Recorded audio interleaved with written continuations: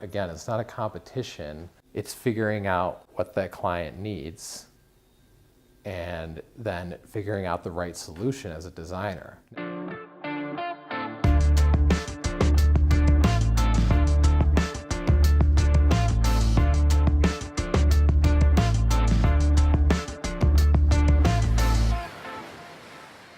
Designers these days are increasingly engaged across the spectrum. It's funny that designers have all sorts of different titles. There's visual designers and product designers and graphic designers and UI designers, UX designers. 5 years ago, it was much more kind of segmented. Now they're going to have to have their hands in the research end of it and understanding really the needs and the business needs of it and the consumer needs.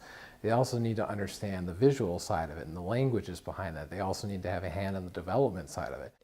With the advent of new products, of design being utilized in all sorts of different ways, data-based agriculture or robotics or drones, we're applying design to areas of the economy that kind of haven't been touched in over a century. So I think it's really, striking a balance between form and function, between beauty and usability. I think design at its best is human. It's not about creating something that is pixel perfect always, or the tools that we're using to create it.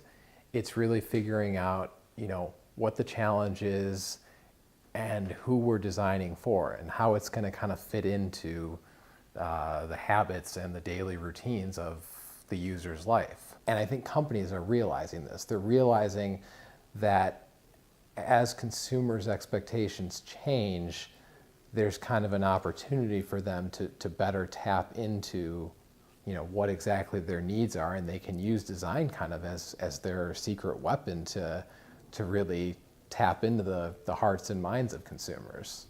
Because ultimately, it is about taking something that's complex and simplifying it for people.